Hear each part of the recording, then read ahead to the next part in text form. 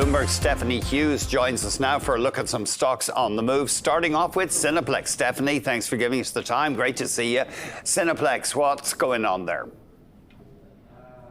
Hey, Andy. So Cineplex shares are up as much as 8% today. It was its biggest intraday gain since December. And that came after the movie theater operator reported box office revenues that were 46% higher than what they reported last year, clocking in at $59.2 million for March.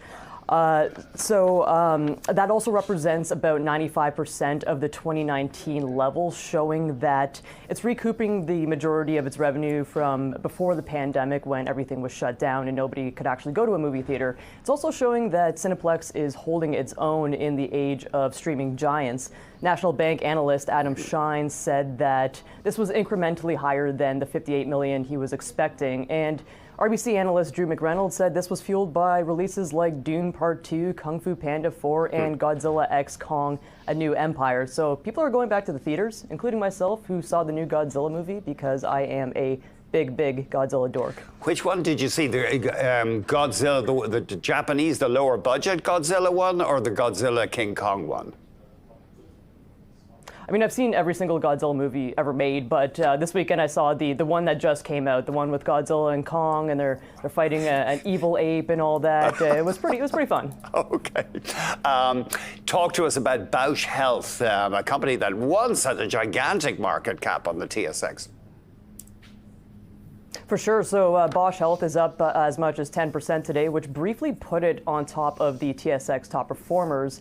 And this came after a court ruling was favorable to Bausch. To summarize very briefly, Federal Circuit of Appeals determined that Bausch's pharmaceutical rival, Norwich, would still be barred from launching a generic Xifaxan medication until 2029. So for those who don't know, Xifaxan is a brand name medication used to treat irritable bowel syndrome and traveler's diarrhea. A Jefferies analyst called this a win for Bausch, saying it cleared a major hurdle. So noting that the litigation dominoes fell in Bausch's favor, he said he was expecting shares to grind higher, which they did very briefly today.